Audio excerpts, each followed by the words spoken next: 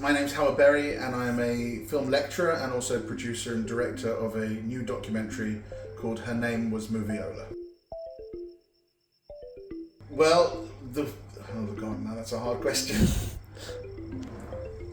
We have to work on film for this project because we're recreating a 1960s cutting room with a moviola, with physical film to demonstrate how films used to be edited way before Avid and computers, and even before something as beautiful as this, these lovely flatbed Steenbecks, but with an upright moviola, and the film flies through it out the back.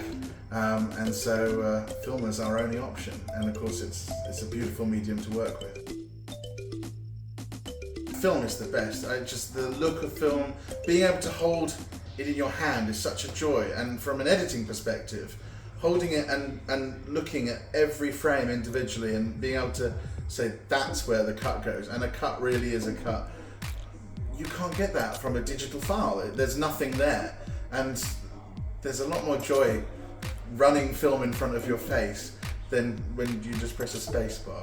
And it's physical. With a lot of digital films, you don't get that kind of interaction. You can interact with it, you can edit it like you say, you can view it on a Steenbeck, whereas on a digital you can just see it on a laptop. It's not the same. Yeah, it doesn't have that tangibility to it that you feel there's value. A digital file is just some ones and zeros, fine, but when you see a piece of film like this sitting in front of you, that feels like it's worth something. It feels expensive as well, and you treat it with love.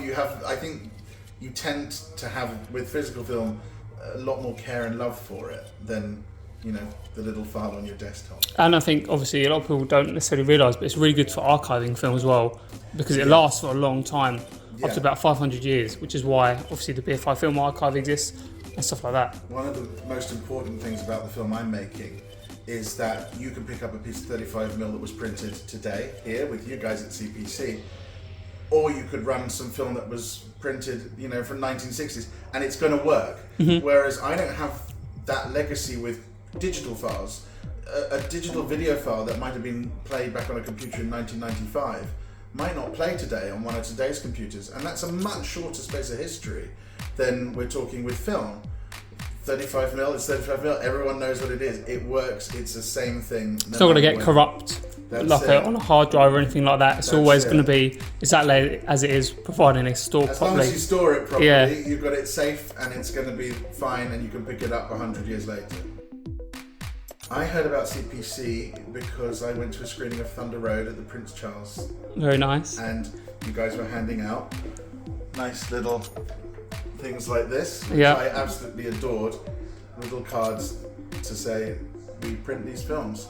And my friend is Jim Cummings, who directed Thunder Road, so I was down there for that to enjoy it, and this was a really added bonus, so that's how I found out that you guys exist. That was very nice. Well, thank you very much for answering my questions. Thank you, it's been a pleasure.